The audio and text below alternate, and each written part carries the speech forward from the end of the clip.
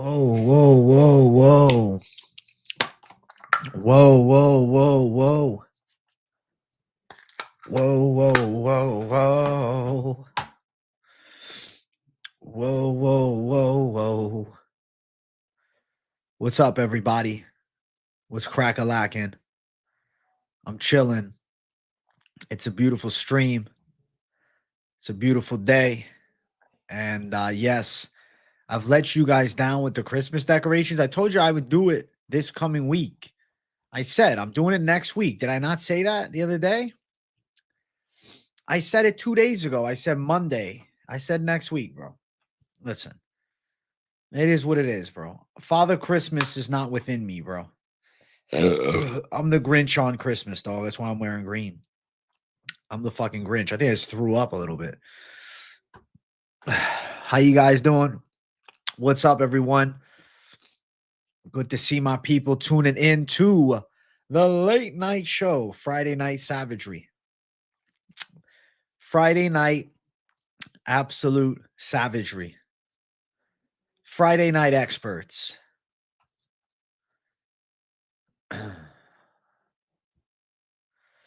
No way Poetan KO'd someone on a plane. Stop. Stop it. What's up? What's up, X-Stacks? Can we get some shadow boxing? Not right this second. Let me tell you something. My biceps are fried beyond fucking belief. You think it's a joke? They kill. Dude, I should dye my beard white. I should do a Christmas time, just dye everything white and look like the real Santa Claus. Santa Claus is coming to town. He sees you when you're sleeping. He knows when you're awake. Ooh, you and me were high as fuck last night. Miller, I was high on life, but I was not high on any substances. I was high and sober. I was high on the Celsius, baby. Nah, last night I had those rain energy drink. That was crazy. Today, I got an absolutely fantastic Celsius. Celsius is better. Yo, AJ, I always work out, but I really never see big gains in my arms. Got any tips, Mr. Big Arms? What is the best tip? I mean, you should get strong, right? You should have like a good bench. If you got a good bench and small arms, I'd be surprised because your triceps going to get pretty big.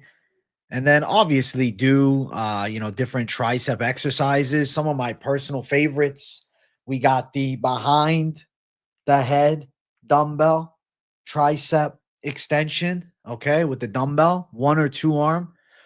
That's a good exercise to overload on. You can go pretty heavy, and I notice it's less straining on my elbow as opposed to when I've done it with the easy bar for like a skull crusher, or even a variation of like an incline skull crusher. I tend to feel a lot of elbow irritation, whereas when I do it with the dumbbell, I can go heavy and no issues. So build your triceps with something heavy over the head, obviously still with your usual pressing. And then using, maybe a V bar or a straight bar or a rope to get some pump and blood. To finish out with the cables is good. And you can also do, dip variations or machine dips to isolate the tricep. And you can do one arm, like rope press down, kind of like a one arm rope press and pull down. That's pretty good to pump the tri, but you're not really overloading it with heavy weight. By that point, you're probably gassed. It's like a good way to finish the workout. And then on the flip side for bicep, I mean, definitely some back strength comes into play, but bicep in itself, you need to work some strength on. I would say what I like is the Sean curl. It's a curl where you are on the opposite side of a preacher bench where you can stand up and you're hanging your arm over the side. Essentially, it is a one arm spider curl with an easy bar. I like that exercise a lot. I feel like, I don't know, I get a good stretch and squeeze going all the way up and down. It should help you with like building bicep thickness. And then hammer curls are good to work the brachialis, which causes the peak to start coming out. I like to finish with a hammer curl. Traditional standing curl is solid. I would say that a preacher curl on a machine probably safer than a free weight preacher curl. Preacher curls tend to be risk of injury for a lot of people. And then a cable curl, right? I think it's a Bayesian curl is what it's called, where you're curling from this position here, right? The reason you're doing it like that is to get an extended stretch. That helps as well. Variation of all of that over a few years, eating enough food, training hard, progressing your strength, progressing, every lift, you should probably notice some big arms. But it doesn't happen overnight, bro. I'm approaching a decade of lifting weights. So I would say, give yourself years. Like my first few years in the gym, I felt like, I don't know, I had novice newbie gains and then I kind of plateaued, as a lot of people do. And then it's really about having to dial in your diet, bro. You need to be on point. It's not saying you need to eat super clean and perfect all the time, but you need to make sure that you're getting enough protein, eating consistently enough. And I think that a big factor also too is getting enough carbs in and then intensity in the workouts. That's how you get big arms, bro. How did I get these fucking things, bro? They're not even where they need to be yet. They're just from years, man. Years of fucking beating them up. And I feel like they could be bigger. I feel like they could be a lot bigger, to be honest with you. The lighting in here sucks, bro. I feel like it makes me look skinny. But, I mean, pretty solid. There you go, Sean Shelby. Big arms. Clip that shit up. AJ will get you some big arms. What's up, Better MMA? What's going on? Hey, AJ, I really liked your breakdown on Imavov Adesanya. You got me swaying towards Imavov. Thanks, bro. A lot of people tell me I'm crazy for that. I'm glad some of you guys got the notification. Fuck yeah. I was doing rips at the end of the stream. At the end. MMA Experts Awards, we're going to work on that all next week. The Experts Awards will come next week. Don't believe anything MMA Guru Fanboy ever says. He loves to troll. He's funny as shit. I like MMA Guru Fanboy. He's good, man. Poetan versus Aspinall is next for the vacant title. Jones will retire. That'd be fucking crazy. You think that I'm reaching too hard with this Pereira Hamzat fight? You saying that I'm an absolute shiesty troll? I'm not trying to be. You want me to change the title of the video to Pereira Teases Fight News as opposed to saying Pereira Hamzat? I might change the title if you guys want me to. 3 locks for boxing? I don't have 3 locks for the boxing tomorrow. Bro, my arms are cramping like crazy right now. Alex Reza. Hey, yo. Been watching for months now. First time I've caught the live of the content. Thank you, Alex, my guy. Welcome to the live stream. Very chill stream today. Not one of my crazy popping streams as of yet. What the fuck is going on? I think I got to change the title, bro. People see Pereira versus Hamza, they get pissed. Pereira Teases Fight News is a better way to start it. It's because Usyk versus Fury. Bro, Usyk is too ugly, bro. It's throwing off the algorithm with how ugly Usyk is. I'm telling you. You think I'm joking?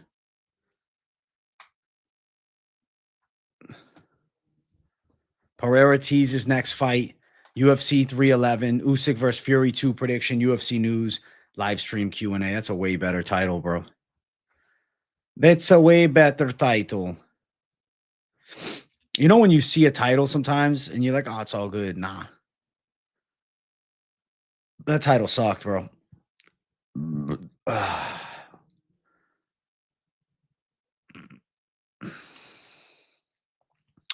Those look like the arms SpongeBob had when he went on the lifting challenge with the lobster. Look it up. I know exactly what you're talking about, Junie Diaz. That's funny as fuck. Oh my god, bro. I got the SpongeBob fucking anchor arms low key. Dude, I honestly haven't smoked anything today. I'm fully sober right now. I'm fully sober, man. I'm falling behind in chat, bro. Chat's going absolutely ballistic today. We only got like 44 people watching the show. That's kind of insane. The amount of savages that chat is something I appreciate more than you guys know. Yeah, consistency is essentially everything. Fury does seem switched on. I agree. Fury seems ready to rock and roll.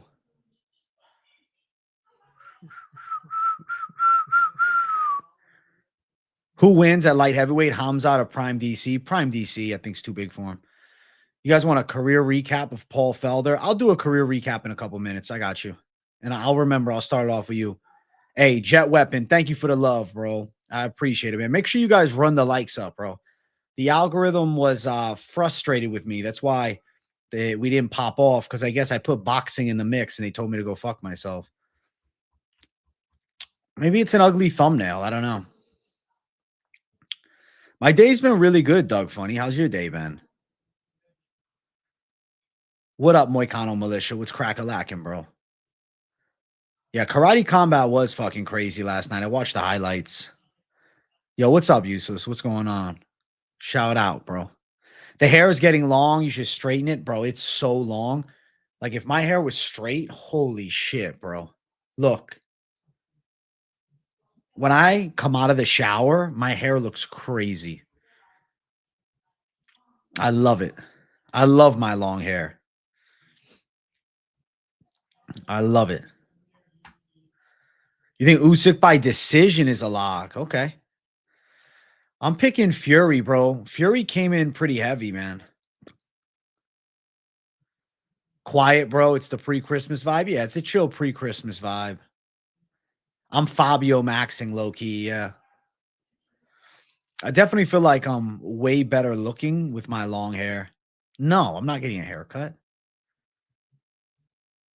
Hey, you're good, Parlay Princess. I appreciate the consideration, though. I appreciate the consideration for a dono. You know, I was pissed at myself, bro. I really haven't been on point with the news videos. I'm falling behind, but you know what? I changed my mentality today on the way home. I said, next week, I am starting the absolute content supremacy. I'm doing fucking daily videos. I will wake up earlier and get daily videos done, bro. Fight Milk, thank you for the month of membership. Feels like it'll be Pereira versus Aspinall winner, faces Jones. Built-in excuse if Alex loses and forces John to fight Aspinall. I like Fury to win. I like that pick. I could see it, man. Alex Pereira teasing his next fight, you know, saying that he met up in Vegas with the UFC, Dana White and them. I feel like if they do the Aspinall fight, it can't be for an interim belt. So I guess Jones might vacate the title and then he'll look to win the belt back against the winner. I think that's a cool idea. I mean, to be fair, doing Aspinall Pereira is a guaranteed super fight, and then the winner fighting against Jones is also a guaranteed super fight. And to be honest with you, though, it's kind of a better scenario for the UFC as opposed to risking losing one of the big fights. Like, at least you're guaranteed two massive fights. Worst case scenario is Pereira loses as one of the biggest stars in the UFC. Aspinall's stock is going to jump, and then he fights John Jones.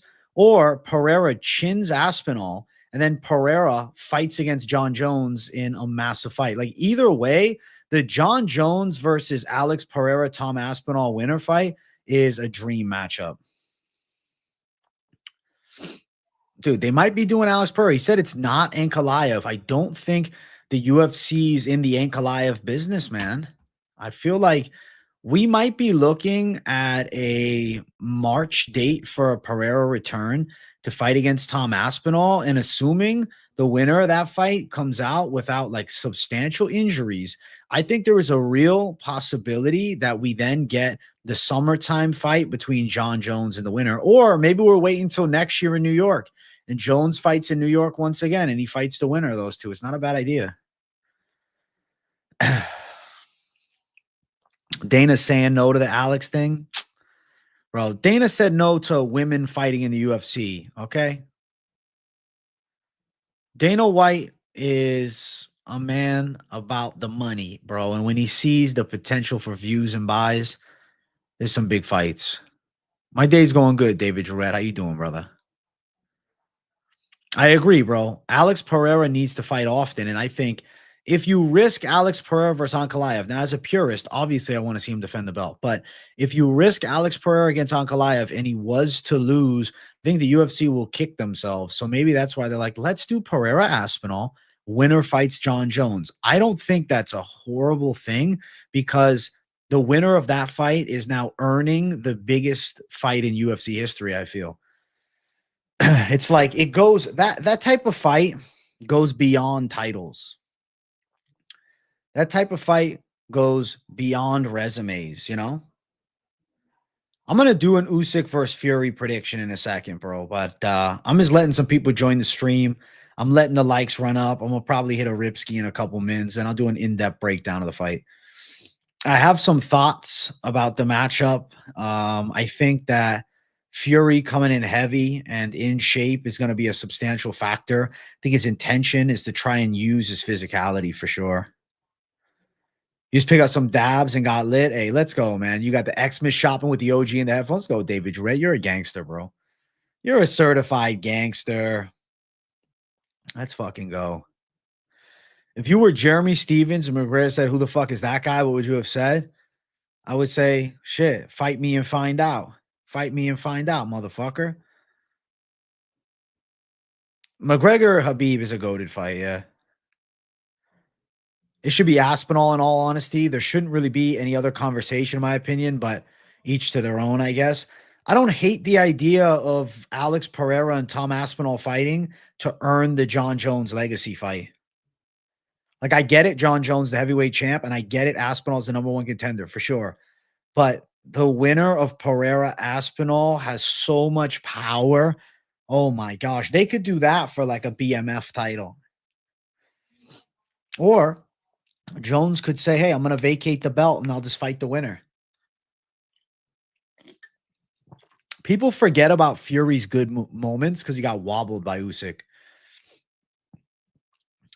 Hey, what's up, Monster? You think Alex has no chance at heavyweight gold? In a striking fight versus Tom Aspinall, he definitely has a chance. But as they hit the ground, no, Tom Aspinall will run him over, and so will John Jones. But either way, it's dope fights on the horizon. What's up, SG? You think Jones Aspinall is the only right move? Listen, it might be the move that the UFC does. Also, I'm going to go live tomorrow for the Usyk versus Fury card. I don't want to do the full card though, because I won't lie to you. I'm not sitting through all these fucking boxing matches. So let's talk right now. I want to get a bit of agreement. All right. So Usyk versus Fury. There's 9 fights on the card.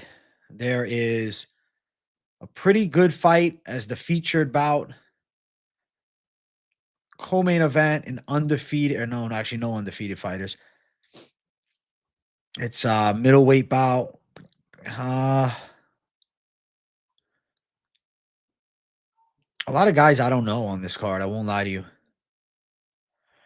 So I think that you guys and me can come to some middle ground. I feel you guys and me can come to some middle ground. What do you guys think about this? Here's my idea. This idea came to me earlier today. I'm thinking about going live at 4 o'clock, 4 p.m. Eastern time. That should probably get me the co-main event and the main event, or potentially even the featured heavyweight fight. I think 4 o'clock, start the stream, probably goes until like 7:30. What do you guys think?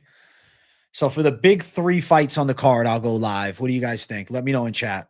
Because I really don't feel like doing the full card. I feel like it's honestly not fair to myself to have to do the full fucking card.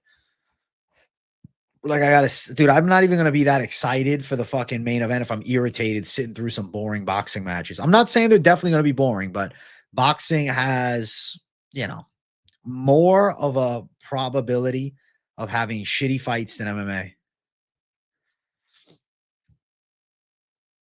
Full card is overdoing it. Yeah, I think so. So we'll go live at 4. So tomorrow I will be live at 4 p.m. Eastern time. I will start the stream. I will be doing the Usyk versus Fury live stream fight companion. I am buying the stupid pay-per-view on fucking DAZN for $40. So yo, listen, all I'm going to say is this. I'm doing that stream tomorrow, bro. If I don't get at least enough money to break even on the card, I might cry myself to sleep, bro. Christmas is canceled for me. Yeah, the boxing undercards are trash, dude. But yes, I will be live tomorrow for the Usyk Fury fight. We can enjoy it together. I think it'll be fun. I'll give you guys some boxing play-by-play. I got some money moves. AJ Grinch DeVito. I low-key am the Grinch. Low-key. I'll get in the Christmas spirit on Monday. Bro, I'm not going to be live for BKFC. The main car. What time does BKFC start? Have you spoiled Jersey Girl this year with presents? I got her some good stuff. She wants me to spoil her with some quality time, though. Like, that's why tonight I did the live a little earlier because I'm going to be hanging out. Hey, David Drought, thanks for the Venmo, brother. 40's not bad for a pay-per-view. I will spend some time with her tonight and tomorrow night. I'll give you guys a fight companion, though, for sure. I'm watching the boxing. For sure.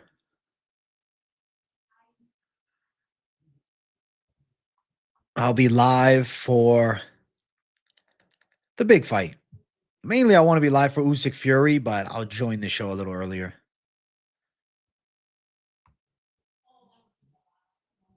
You don't know where Butt Clinch Finch is.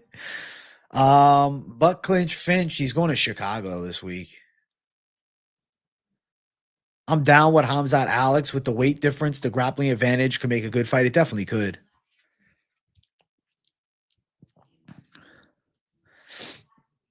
I don't know where Finch is at, bro. He's chilling. What was one of the most fun moments from all your streams that stands out the most for you? If you include the fight companions, I mean, probably my Topuria Holloway reaction was pretty dope. If you're not including the fight companions, you're saying the Q&As, I feel like last night's cracked out stream was one of the best. That rain fucking energy drink had me tripping. It really did. Like, you think I'm kidding? Hold on one sec, guys. Hold on. This shirt's fucking uncomfortable, bro. I'm taking it off.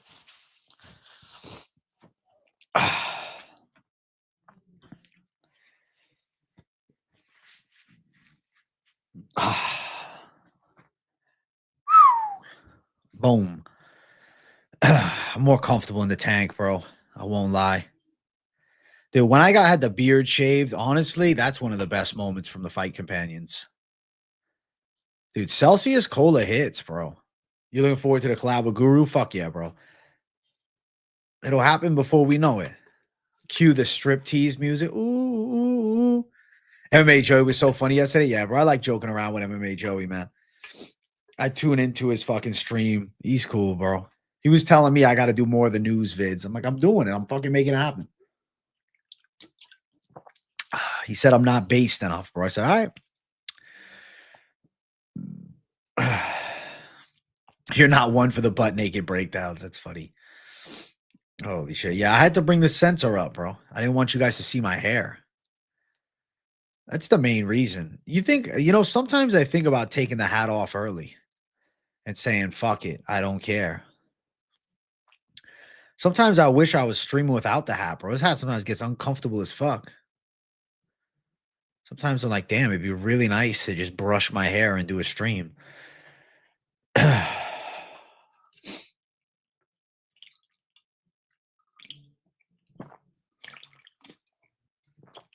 The lady sees the hair, yeah. The Peaky Blinders hat. Bro, it gets hot sometimes. The hair is something to be proud of. Curly hair represent. Let's go. It's your trademark, though. Lose your aura without it. But I'll tell you something. If I take the hat off, my hair has aura of its own. With great facial hair genetics comes a receding hairline. That's funny. You know what? I have a different hat. My grandfather said he's got one for me. I got to go pick it up. So many people are here just to see what's under the hat, bro. You'll see. You'll see soon enough. You'll see. You'll see soon. You'll see very soon. Don't worry. Bro, I crashed so hard yesterday. After the stream, bro, I felt like a fucking zombie. Like, I didn't anticipate feeling like a bag of shit yesterday. I just felt like a bag of shit.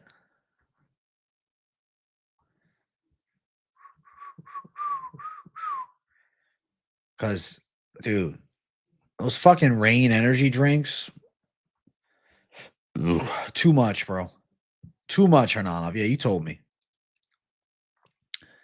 They're too much for me, bro. They made me feel like shit. Try the Kiwi Cucumber Slim Rain. Those are better. I think I have to try the healthy version of the Rains because, yeah, the regular ones, dude, I don't get it. Long curly hair with a beard is peak masculinity, brother. Some just don't know. Let's go, Austin Edwards. Bro, if I took the hat off, my aura would be higher for sure. For sure. It would. You guys, I would tell you, bro, it probably, I've thought this to myself. I'm like, bro, I probably will get more subscribers if I take the hat off. You'd be like, no, bro, trust. If I just said, fuck it, I'm done with the hat one day and just said, I'll put it on just for prediction videos, I'm telling you, during the streams, bro, I'm telling you, I know for a fact. I know for a fact, bro, my aura is going to jump. He was like, holy shit, bro, AJ's a gangster. Have I ever considered doing a bodybuilding competition? I've thought about it, but the issue is, bro, the bodybuilding shows, you have to get below 8% body fat, which just sounds awful. Mixing in, doing live streams and videos every day and trying to do a bodybuilding comp, I feel like it will take away from like what I truly love to do. What hair products do I use? I put some Crew in my hair earlier today. He bet you look like Chris Bumstead without the hat, bro. I would have that Bumstead aura. You only drink the bum energy, a little bit of rise. I had the Bumstead pre-workout. Yeah, prepping for a show is crazy, man. I don't know. I just feel like, seriously, as cool as it would be to step on a stage, it would also be a pain in the ass and it would take away from my true dream, which is building the YouTube. So I like to lift for fun and I like to find like relaxation in hitting the gym, not like, oh, let me add stress of like fucking pumping the gains. Taurine and energy drinks is bull pee? No fucking way. Who's Alex fighting? I don't know. I feel like initially I thought maybe Hamzat, but now, dude, I think that it's going to be potentially the Aspinall Pereira fight. Because why is he flexing negotiations all excited? Why is he flexing his negotiations all excited, bro? I don't think he'd be that excited for an Ankalaev fight. But I feel like he'd be damn excited if it was Hamzat or if it was Aspinall. That's why he's all giddy. If you look, bro, he was all giddy today.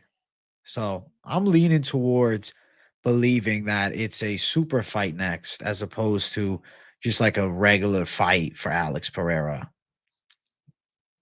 The Ronaldo mindset. Right. You needed to be fully committed. And I'm fully committed to MMA YouTube. So I feel like I can't fully commit myself to that. I had this thought a while ago because I was like, bro, it'd be kind of cool to do a bodybuilding show. I could win. Then I'm like, dog, I'm winning at YouTube every fucking stream. That's what I feel good. It's Hamza versus Pereira. Dana said would never expect it. I know. I think I'll make a video on that soon, just predicting what the fight will be. Alex and Hamzat would be a huge fight.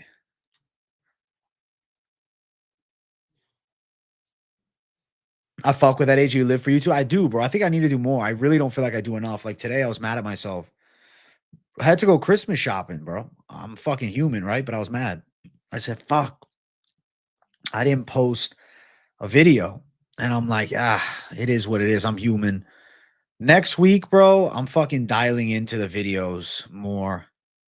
So I feel like I slacked this week on videos. But I guess, can you blame me? There's no UFC. I'm getting back in my flow. Also, guys, I want to get 50 likes up in here so we can get a Ripskis going. So hit that damn like button. Dude, the off week always makes me feel like I'm not doing shit. Do some gym videos too and add the link to this channel on it. Get subscribers from multiple genres. Bro, I feel like if I posted a gym video, I would just post it here and be like AJ's workout.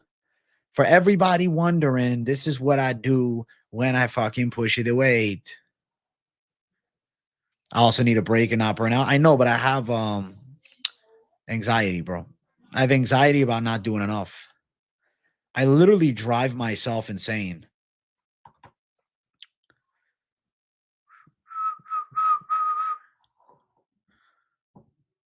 I say more for the members, but your channel is the best as a community. It's the best MMA one. Let's go, Hernanov. I just need to do more, bro. Members stream yesterday. I felt bad. I felt like shit. It will work, bro. There's a lot of people looking for motivation in the gym these days. Mix with MMA knowledge. I bet it pops off. It's not a bad idea. You're right. The thing is, bro, my content possibilities are endless the day that the hat comes off. The hat locks me in, bro. Like, I'm not going to the gym in this hat, bro. First thing, I'll fucking sweat my ass off. But second thing, it's just not my vibe. This is more the on-stream chill vibe, you know? Nah, I really don't want any tattoos, bro. You didn't get a notification, KG? Fuck, dude, I'm sorry. I feel like I'm going to pick John Jones over Aspinall. I heard Rain made an energy drink that's twice the strength. They want you to try it. I would respectfully pass. Alex Pereira will headline the UFC 313 card at T-Mobile Arena in Las Vegas. Opponent has not been confirmed yet. It will not be Magomed Ankalaev as the card is scheduled during Ramadan. I know he's fighting at 313.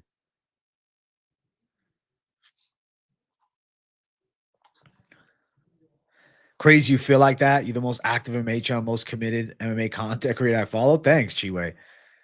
Bro, I guess I get in my head. But that's good though. I have obsession. This is good. This is why I make it happen. Do I man bun it at the gym? Yes. Who is there to fight for Alex Pereira? Nobody.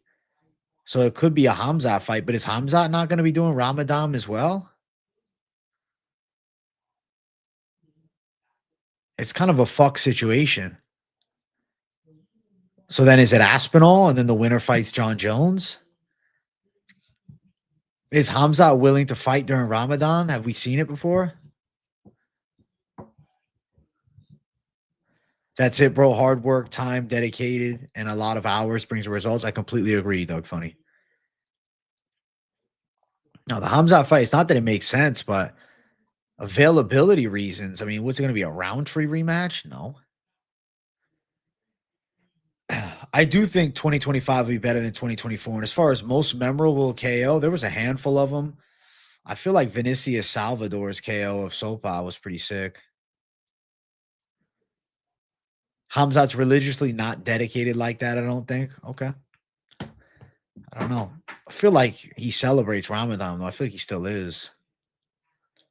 I don't think it'll be Jamal Hill because Jamal Hill's fighting in January, so he would need a quick knockout and then turn around. Aspinall Poetan kind of seems like it'd be the fight.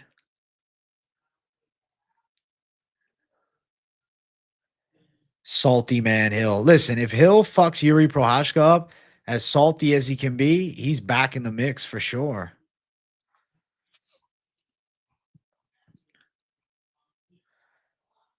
You think Hamzat's with the Olympic team? What, he's training wrestling right now? You gonna join me on a rip ski tonight? Fuck yeah, bro. Listen, keep running up the like button and let's do a rip. You're appreciated for being real and using your views to actually push good health, etc. to the public, man. Respect. Life's going to treat you well. Thank you, Austin Edwards, tier 1. Love you, bro.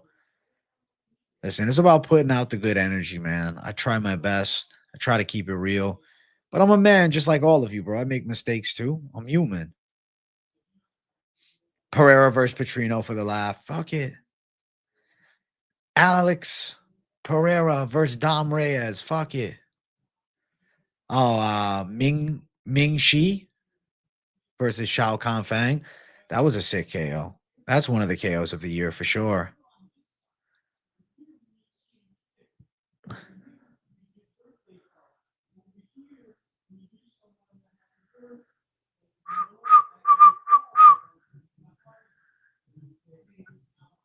I hope you have Makachev and Umar as a lock. That's easy money. It'd be easy money.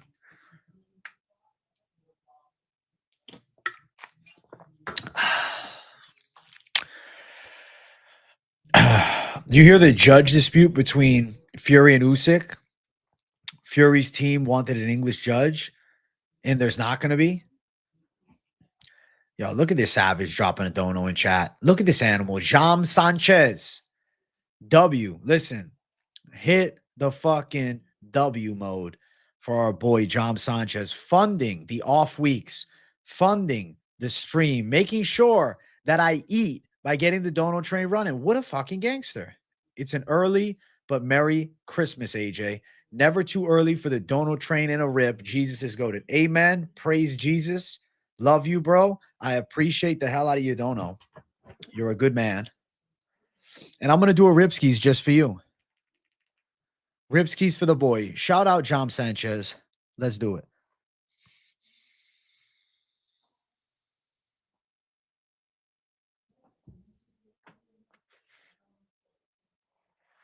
Woo.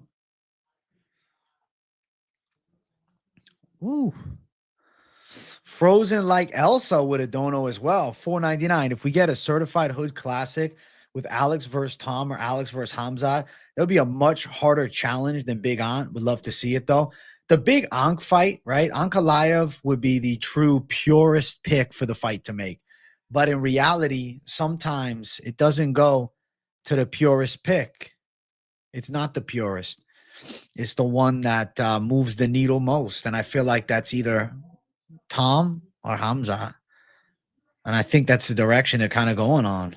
Now, I mean, it'd be kind of cool if you do Alex versus Tom with the stipulation that the winner is going to fight John Jones for sure. We'll see. Thank you guys for the donos. I appreciate the generosity. I appreciate the generous savages in chat.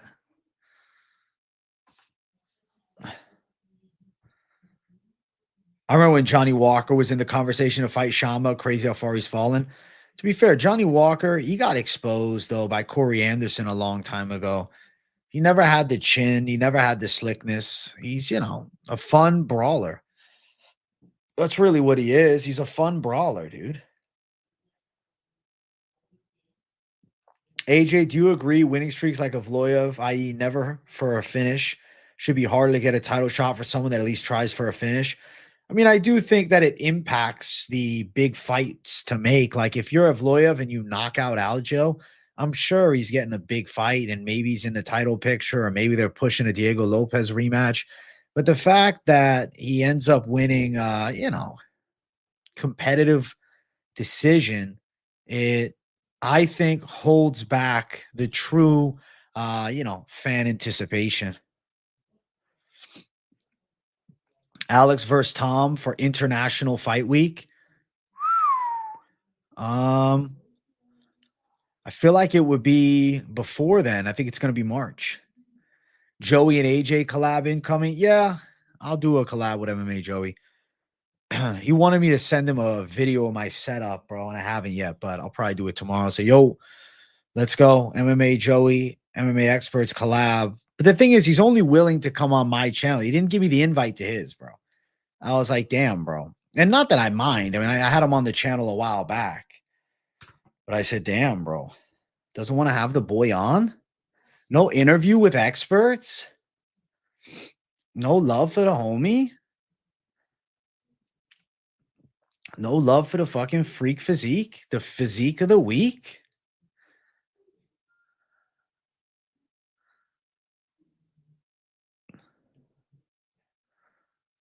Does March not have a pay-per-view yet? As of right now, I don't think it does.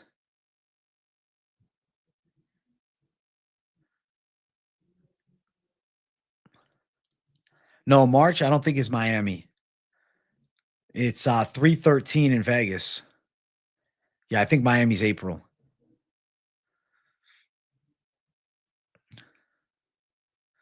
You don't think Movzar needs to prove himself anymore? Movzar should get the fight with Taporia and beat Lopez again, then he'll beat Taporia. I don't think Movzar is going to beat Taporia, though. I feel like Taporia will rock him. I don't think Movzar's striking is that great. I see a W incoming for the other side.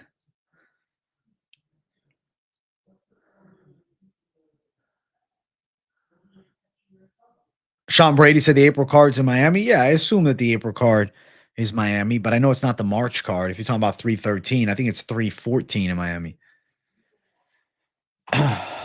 Movzar beating Aljo doesn't get him a title fight. Could get him a Diego Lopez rematch, though. I'm showing skin for free, bro. Yeah. I'm going tank top AJ today.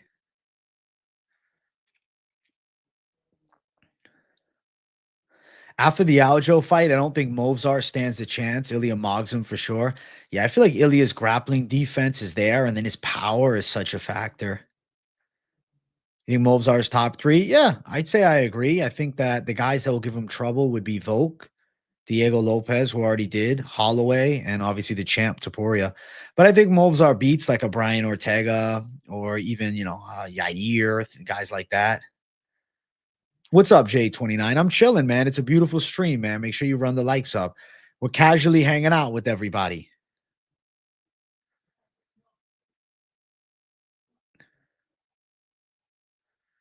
You think Lopez title fight? Bro, Lopez Taporia is a bigger fight. Arnold Allen technically beat him too. We can't forget that. The issue is the rules at the time were that the grounded opponent with one hand down is the definition. The rules now have changed, so those knees are legal now. And then, yeah, Allen wins. How old am I? How old would you think I am?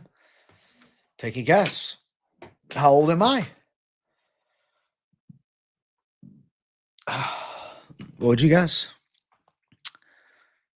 Double champ fights 2025. Only viable one I feel like is either Taporia moving up or Makachev moving up. Or I guess Pereira moving up. Yeah.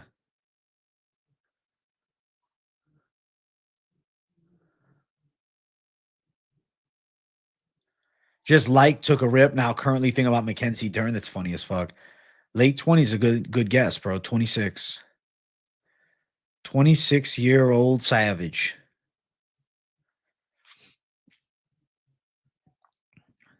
You think Pantoja's moving up?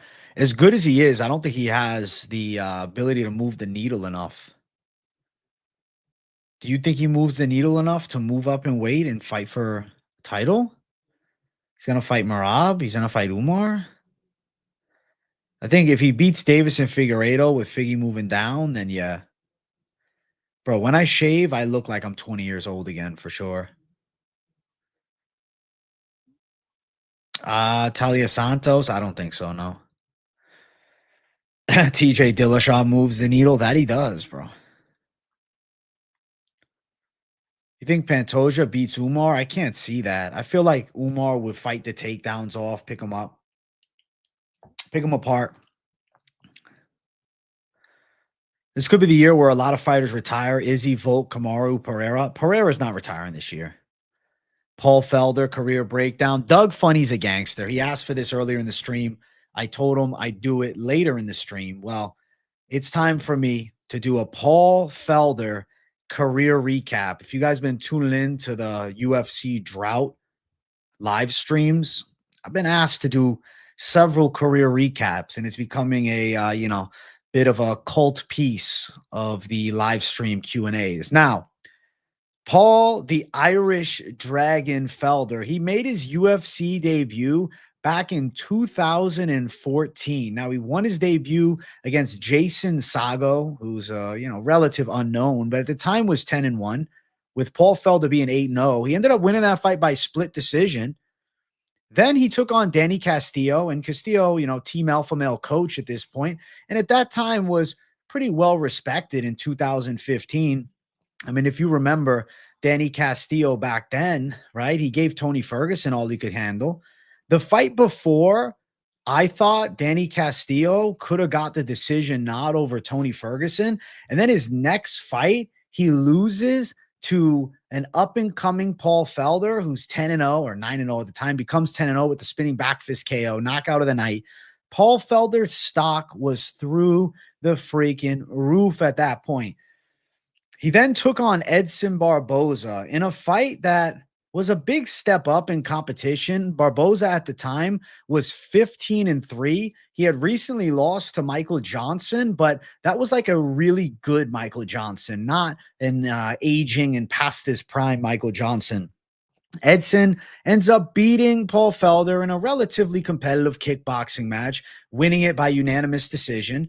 And hey, it is what it is. Not really a bad loss. The issue is the next fight, he ends up losing a gritty back and forth decision against Ross Pearson, who, you know what, for lack of a better term, is definitely a journeyman. He was 17-9 at the time that they faced off. The fight before, he had lost to Evan Dunham. He also had losses to Alaya Quinta, Diego Sanchez, Cub Swanson, even Edson Barboza, Cole Miller, to name several of them. He took a lot of L's. I mean, let's be honest with you. Ross Pearson at that time was teetering towards the end of his career, but not quite washed. And losing that fight definitely hurt his stock, but he was able to bounce back nicely. He beat Darren Cruikshank. And you know what? Back when they faced off, which was way back in 2016, Cruikshank, I mean, he did lose to James Krause and Beneil Dariush. Honestly, he was kind of towards the end of his career. But at one point, Darren Cruikshank was like relatively well respected. And I think that, he was a decent striker. He wasn't a bad fighter. Then things went bad again as he fought Francisco Trinaldo and ended up losing by cut stoppage. Trinaldo had a really impressive record on paper, 20-4. He also was on a really good win streak coming into the fight. He had won 6 in a row, and he made it 7 in a row after beating Paul Felder. But let's be honest, Trinaldo, though he was a physical specimen and relatively good, never much of a needle mover. Now, after the loss to Francisco Trinaldo, he took on Canadian Alex Ritchie, who was, essentially a nobody. He wins that by TKO. He then beat Stevie Ray, who was 21-6 at the time and actually had some hype. And then he took out Charles Oliveira, and he beat the absolute shit out of Charles Oliveira in 2017. Now, to be fair, that's not the Charles Oliveira that became champion. That was a Charles Oliveira who was 1-2 in his last 3 fights, but was coming off of a first-round submission win over Will Brooks, who was the former Bellator champ and actually beat Michael Chandler at one time. Now, after the win against Charles Oliveira, he ended up jumping up and taking on Mike Perry at welterweight, and he ended up losing a back-and-forth war against Mike Perry. Now, at the time, Mike Perry was 11-3 as a pro, and he actually was on a 2-fight losing streak. The hype was beginning to dwindle. One of those losses was to Max Griffin, who, had a long UFC career, but, let's be honest, never really did that much as far as, high-level wins, and he just lost to Michael Chiesa. So the Perry loss kind of looked bad, and it seemed like maybe we're heading towards the tail end. He then bounces back in 2019 with a win over James Vick, and then he fights Edson Barboza in a rematch. This was his first pro loss to Edson Barboza. He then rematches him years later, about 4.5 years later, and he ends up winning a controversial split decision. I think some people forget Paul Felder probably deserved to lose that Edson Barboza rematch, but he ended up getting the nod on the scorecards. Following that fight, he took on Dan Hooker in a back-and-forth war, and actually that was a fight that could have went his way. It was in 2020, though. He then took some time off, considered retiring before stepping in on short notice in November of 2020 to fight Rafael Dos Anjos in a fight night main event. And he absolutely sold in that fight, getting wrecked by Dos Anjos. But to be fair, Dos Anjos had a full training camp, was in great shape for the fight, and was still like relatively in his prime, if I say so myself. Now, unfortunately, though, that's how the freaking game goes. Sometimes the L's come through, sometimes the W's happen. He takes an L there and then he decides to retire, has not fought since. He's 40 years old. He capped off his career with a UFC record of 9-6. Never went for that 10th win, but I never thought it'd be a bad idea if he did. And that is the career recap of the one, the only Paul Felder. Relatively good career. Not a great career. I would say, Paul's good. Paul's a decent fighter. He's tough to deal with. If you put prime Paul Felder in the current UFC top 15 of the lightweight division, what do I think happens? Well, I honestly have a hard time saying that he fares extremely well. I mean, Yoel Alvarez has a big size advantage and submission threat against him. I feel like Yoel's a hard matchup. I could see Jalen Turner just being too big, too quick. I think he'd actually have a better chance against Paddy Pimblett because of his physicality, but Paddy would have a big jiu-jitsu advantage. Benoit Saint-Denis and Paul Felder would have been an absolute dogfight. I think that fight could have gone either way. I could see Paul beating Benoit. I think Paul could have done well with Fiziev in a competitive bout. I think Paul, he could have beaten a Money Moicano, but I could also see him getting sliced up with an elbow and choked out. Beneil Dariush, this current Dariush, Paul probably KOs.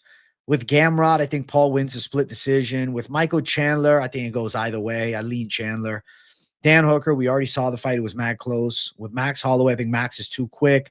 Poirier and Paul's a cool fight, but I think Poirier is too good with his hands. Gaethje and Paul's a dope fight, but I think Gaethje's too good with his leg kicks and explosiveness. Charles Oliveira in a rematch, I believe, would beat Paul Felder. And I think Arman Sarukian beats him by decision and Makhachev beats him. But Paul Felder, even in this modern era, I do think he's probably top 15 level in his prime. 12/19/2024 AJ DeVito crash out stream. Yeah, I lost my mind yesterday.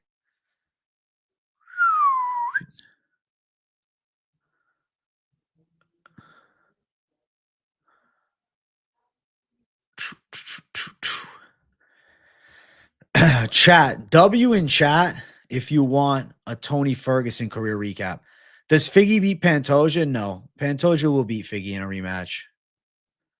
No, we're not worthy of Kevin Lee. Fuck no. I'm good at these. Bro, my career recaps are underrated, dude. I'll do one for Tony Ferguson. I'll make it happen. Daniel Angel, good thing it's on replay, bro. Tune into yesterday's stream. I don't hide my streams. All of my streams that I do in the evening are available on replay. The only reason I would put a stream is a members exclusive is if it's a members stream or if the stream is in the morning and I'm planning to stream later. But everything is available to watch on replay.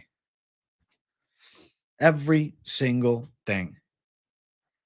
Every single thing.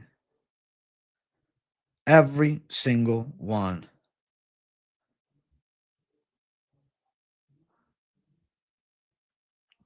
Every single one.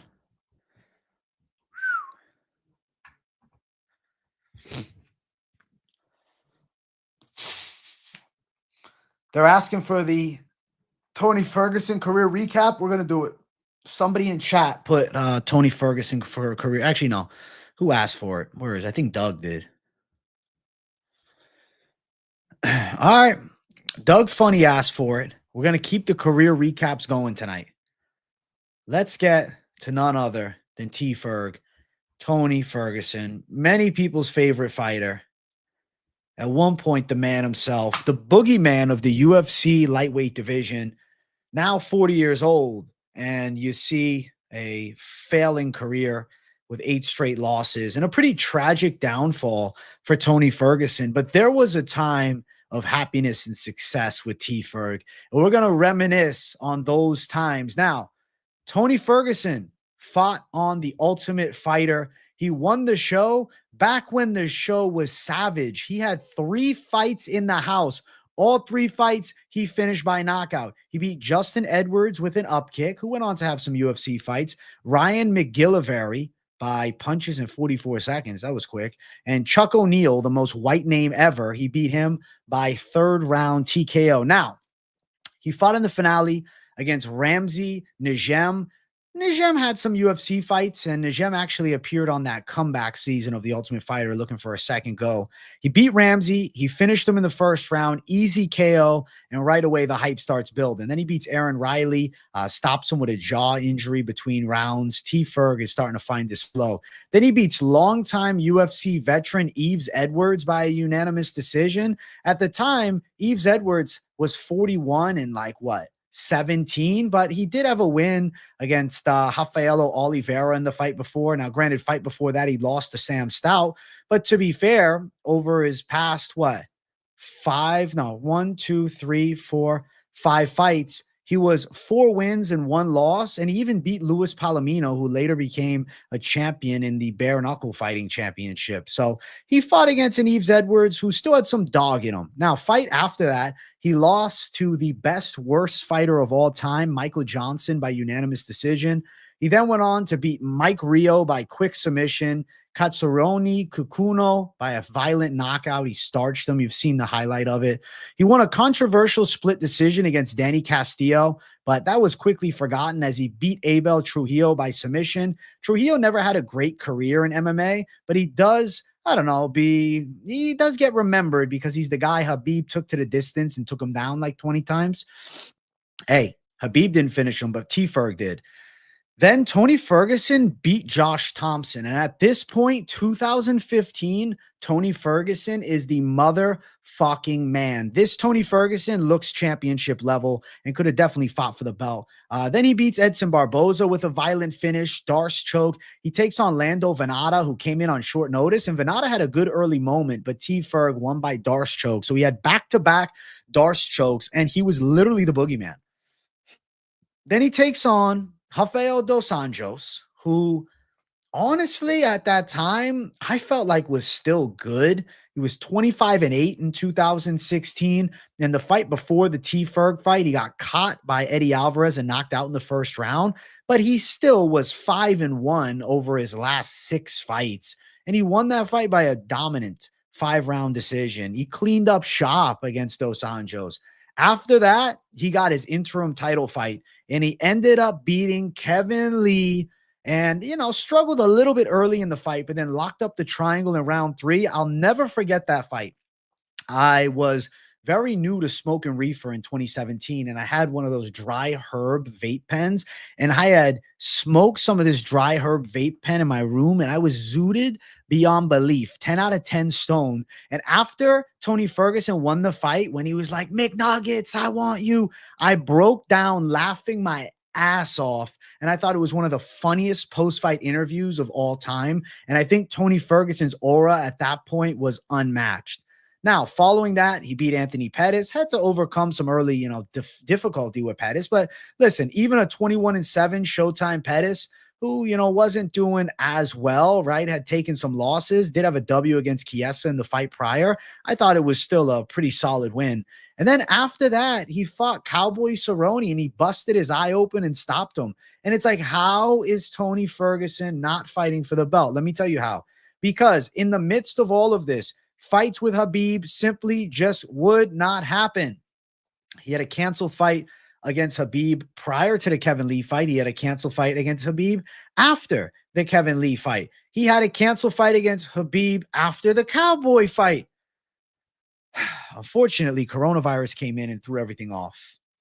Then Justin Gaethje versus Tony Ferguson happens, and this begins the downfall. Now, Tony Ferguson put his soul into that fight, but to be fair, he'd been out for almost a year.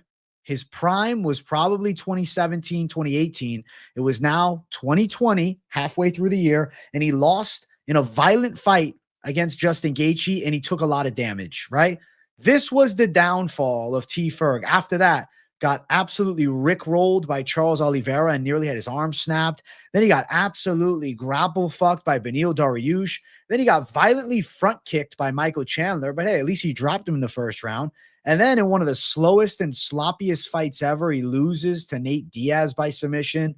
He then loses to Bobby Green by submission. Then he gets absolutely dominated by Paddy Pimblett. And then he decides in 2024, this past summer, to fight one more, and Michael Chiesa taps him out in the first round. And Tony Ferguson's career, unfortunately, had such a sour ending for somebody that at one fucking time seemed like he was the man. Interim champion, taking out former champs like Anthony Pettis, Rafael dos Anjos, right? There was a lot of huge moments for T-Ferg, but it's just how the fucking game goes, man. Unfortunately, never got his chance to fight for the real title. The fights just never came to fruition.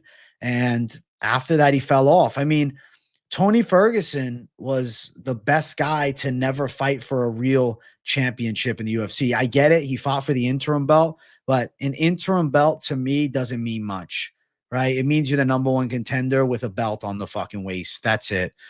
The sad truth of T-Ferg. Now, yes, prime Tony Ferguson, mixing it up with today's middleweights. I think he does, actually middleweights, today's lightweights. I think he does great. I think he's live in a lot of fights. Like, I think he can beat somebody like a Gamrot.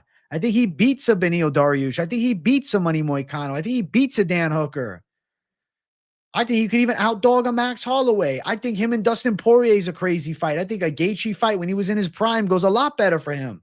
Charles Oliveira fight when they're both in their primes is crazy.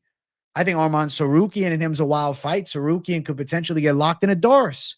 I think him and Makhachev's a great fight in his prime. Prime T-Ferg is top 10 without a doubt, and he's amongst the elites. But unfortunately, the game is fucking volatile. There we go. Yo, Sleuth, thank you for $2.99, bro. I'm going off with these career recaps, man. Career recaps uploads can be a new audience grabber with your storytelling and some edits, I say too. Daniel Angel, not a bad idea. The career recaps could be the move. What weight class would you fight in? I would probably have to cut to 55, dude. Bro, if the UFC would let people post footage, that would open up so many fucking doors for videos, but I literally can't play clips. So if I did a career recap, I could only do it with pictures.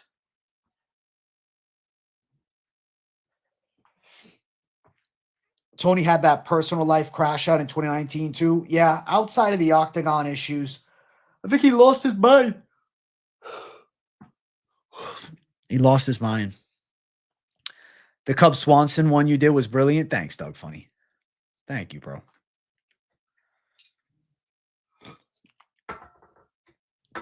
I should drink some water. Guys, run the likes up, man. We need more likes up in here. The like button's too low. We're not even at 60 yet. Let's get 60. Let's get 60 likes up in here. It would promote the UFC a ton, but dude, they fucking hold their footage hostage. I feel like Tony Ferguson, Clay Guida is kind of like the only sensible fight left. Career recap videos would be good, bro. Imagine it being in your content. Those are the kind of videos that will always be watched over time. True.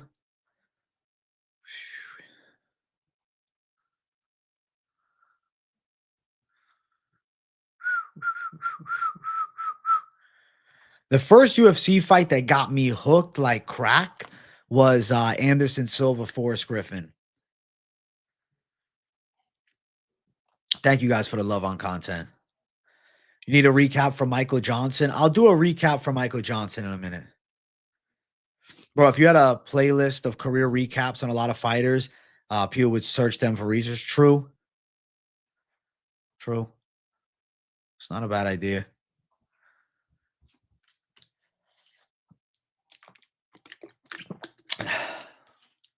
Those videos have, the career recaps have unlimited potential because they can be watched until the end of time. What's up, Stu?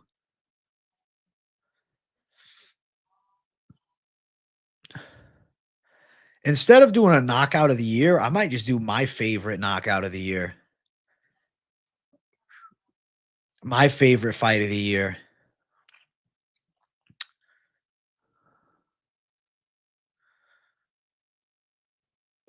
I could have a full collection. You're right.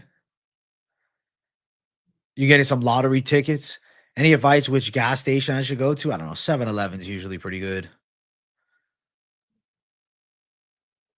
AJ's favorite moments. It's up to me. AJ's favorite fights of 2024 tier list.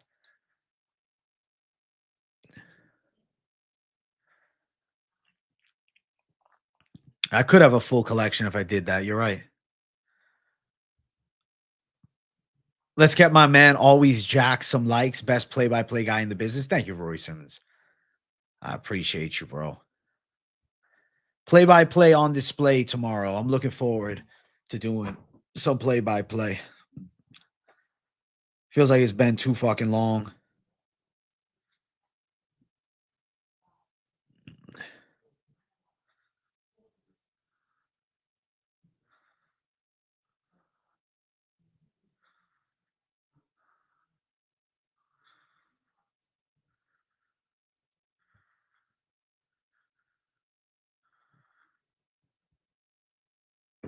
Bum bum.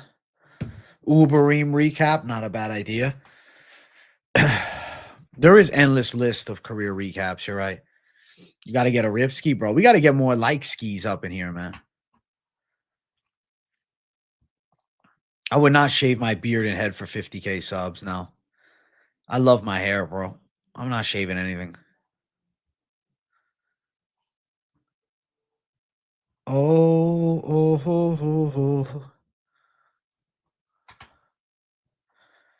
All right. Career recap. Should I do Michael Johnson or should I do Alistair Overeem?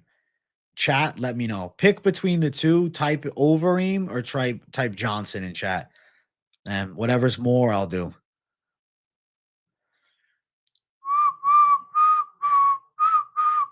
Let me know, chat.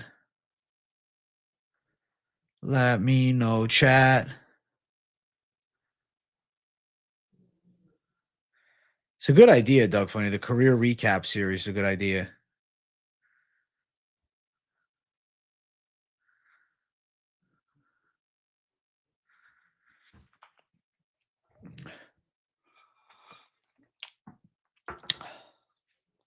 You like Apple Jacks, bro? There's a kid that called me Apple Jacks back in fucking middle school. That's funny.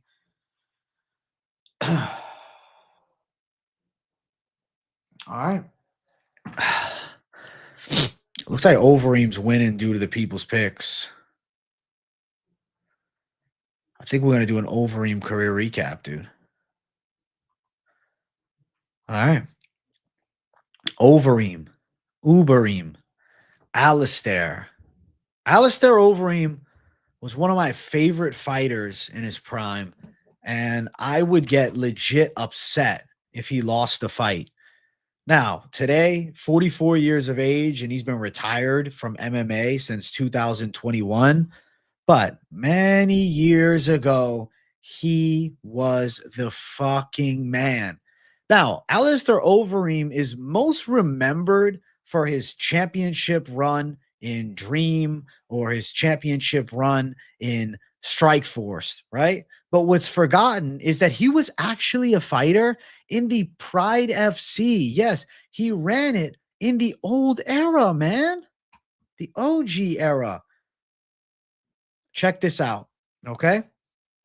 The debut of Alistair Overeem in the Pride FC took place in 2002, okay? He won against Yusuku Emarua. Emarua? Dude was 1-2 in an absolute can. Now, he didn't fight in the Pride FC again until later that year, but he did 2 fights elsewhere. He fought Bozagat Ataev, who was 16-0 at the time. And honestly, becomes a forgotten fighter. He actually did good work over in the PFL years and years later. 2002, he fights Bozagat Ataev, and he wins with a knee to the body, which became one of his signature moves. And then he fights Mike Bensick, who was only 1-0, super inexperienced guy, ran him over in 2003, starts his Pride career as 3-0. And then they give him Chuck Liddell, and he gets absolutely wrecked by Chuck Liddell. Now, what you may forget about Alistair Overeem in 2002 and 2003 is he was a light heavyweight. This isn't the Ubereem that many remember. He was a light heavyweight. He did some more fights in pride, trading some wins and losses, losing to guys like Antonio Rogerio Nogueira, but beating legends like Vitor Belfort, Igor Vovchanchyn, even Sergey Karatanov, who was dangerous, did lose to Shogun Rua, did lose to Fabricio Verdum in 2006. Then the call to Strikeforce. In 2006, he made his Strikeforce debut, and he fought against Vitor Belfort in an event that, honestly, I don't think too many people remember. This was an event, damn, bro. Wow, way back. Strikeforce Revenge, bro. One of the early Strikeforce cards. Isn't that crazy? He beat Vitor Belfort by decision before going back to the Pride FC, losing to Antonio Rogerio Nogueira, Ricardo Arona, and Shogun Rua again. Did a kickboxing fight in the midst of it all, fought Sergey Karatanov in a rematch and lost before going to Strikeforce. Back in Strikeforce again, beats Paul Buentello, who was a decent journeyman, got some wins over nobody names in Dream. And then he had a no contest against Crow Cop where he kneed him in the balls. That was in Dream as well. Did beat Gary Goodridge in Ultimate Glory, which was through the Glory kickboxing circuit, but it was MMA. He then went into kickboxing, beat Badr Hari, some, good names in kickboxing. Peter Aerts did lose to Badr Hari in a rematch, and then he recently beat him to end out his career, actually. But I want to talk about when things got exciting for him. He really burst on the scene when he absolutely wrecked Brett Rogers for the Strikeforce Heavyweight Championship in 2010. That was the Ubereem era. He went on to win the K1 Grand Prix in 2010 as well. And I remember waking up early to watch that fucking Grand Prix. Isn't that crazy? Holy shit. He then fights Todd Duffy in K1 Dynamite, and he ran him over. Easy work. Following that, he went back to Strikeforce. He did the tournament, right? They started this Grand Prix, which was honestly one of the biggest things in the game back in 2011. It matched any hype of UFC fights. He ended up beating Verdum by decision before getting signed to the UFC. The UFC had bought Strikeforce. They didn't want him to continue in the tournament. And then he ends up getting the call to fight fucking Brock Lesnar. Isn't that crazy as hell? Took on Brock Lesnar and he wrecked Brock. Easy work. But then he tests positive for steroids. Then it went to shit. He did not fight for almost 2 years. He came back. He's winning, but ultimately loses to Bigfoot Silva, which was honestly a pretty tragic loss. The way he got laid the fuck out clean, that was a fight that depressed me. I was so fucking upset because I viewed him as the motherfucking man. I viewed him as the man. And when I found out he wasn't, it was sad. Then he fought Travis Brown and he got front kicked in the face and he lost. It's like, this is falling apart. But I still had hope. And then he fought a safe fight against an aging Frank Mir and he won a decision. And then he takes on Ben Rothwell. And he's got to be a lock against Ben Rothwell, right? Ben Rothwell is nowhere near his level. No, he got fucking wrecked in the first round. I remember I ran out of my house and I was walking around the street pissed. But to be fair, Overeem adapted his style and then was able to win 4 straight fights. He beat Stefan Struve, Roy Nelson, though he got dropped bad against Nelson late, Junior Dos Santos, and Andrei Arlovsky. 4 straight wins for the glass jaw Overeem before getting the call to fight Stipe Miocic for the title. Now, he did drop Stipe pretty bad, but ultimately got fucking finished in that fight. Unfortunate, but it's how the game goes. He wasn't destined to win a UFC belt. But he did bounce back and beat Mark Hunt, and then he rematched Verdum, and he beat Verdum in their trilogy. Not really a great fight, though. Kind of a snooze fest in 2017. Then he got the call to fight Francis Ngannou, and he got knocked out in 1:40. Started going downhill from there. Then Curtis Blades destroyed him with ground and pound in 2018. That's when Curtis Blades was the man. After that, he beat Sergey Pavlovich, who was undefeated at the time. He wrecked him in the first round. It was impressive. He then beat Aleksei Oleinik. He finished him in the first round. Ended up losing to Jairzinho Rozenstruik in a fight that I felt like he was winning the whole fight. It was honestly pretty disappointing to see him take that L. Then he fought Walt Harris, and he beat him. Walt Harris is not high level. Then he beat Augusto Sakai in a fight way too close for comfort. And then Alexander Volkov laid him out, and his MMA career ended in 2021. He did do a kickboxing fight against Badr Hari, And he ended up winning the decision. He lost the first 2 rounds, but then he got 3 knockdowns in the 3rd round. But he also tested positive for steroids. So fight was overturned to a no contest. His last MMA fight was in 2021, but his MMA career spanned from 1999 to 2021, which I think is pretty fucking insane. Long career, and arguably his fighting prime peaked around the years of 2009 until 2011. After that, it was kind of the tragic downfall, but he still was able to earn a UFC title fight without the steroids and, seemingly having a glass chin. So ultimately, I think that the career of Alistair Overeem is one to respect. And even if you mix him up with today's subpar heavyweights, how does he match up, man? I got to check. How does he match up? So heavyweight today, he can beat guys like Mick Parkin, Shamil Gaziev, Waldo, Marcos de Lima, Tai Tuivasa. He's in an interesting fight with Derek Lewis. He might get chinned. Obviously lost to Rosary, but Prime roided up Overeem, dog. Prime roided up Overeem. I don't know who the fuck stops him. Prime roided up Overeem is top 3. I think he whoops Cyril Gane. He's too good on the ground. I think Prime roided up Overeem beats up Volkov. Prime roided up Overeem does what he did to Pavlovich a second time. He stops Curtis Blades' takedowns and he TKOs him. He absolutely breaks Jailton Almeida. He wrecks Spivak. John Jones and Tom Aspinall, though, were 2 fights that would always give him trouble. Roided up Overeem's the man. I'm picking Fury too, Patrick Wilkins. Listen, to close out the stream, okay, because I'm not staying here all night long. I need some more likes, though. Run the likes up. Let's get 70 likes. Listen, Friday night stream, I'm about to just go chill, bro. I got to take a fucking shower and relax a little bit. I deserve a fucking night off before the fight companion. To close out, though, I want to make my prediction. I think Tyson Fury is going to use his physicality and win a gritty and competitive fight against Usyk. It might be a split decision. It might even be controversial. But best case scenario for the business side of boxing is them going into a trilogy. And I think Tyson Fury is going to win as an underdog. He does have a 50 or 60 pound weight advantage. He does seem very mentally dialed in and ready for war. And he seems about as chaotic and crazy as he's ever been in his life. So I do think that even though Tyson Fury took the loss last time, he's not washed. It ain't over yet. It's not like Usyk, some 30-year-old. He's older too.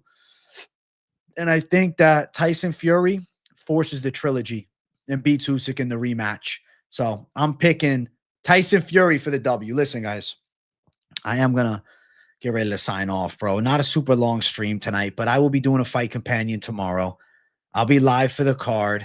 Okay. I'll be doing the Savage fight companion for Tyson Fury and Usyk. I had to make it happen. We're currently at 63 likes, man. Bro, we need more. It's irritating, bro. 63? We don't have 65 up in here? Well, I'm going to give you guys a rip just because you're good to me throughout all the weeks. Next week, I will be dropping more content. I'm kind of getting adjusted to the off-week content flow. It's Christmas season. It's Christmas time.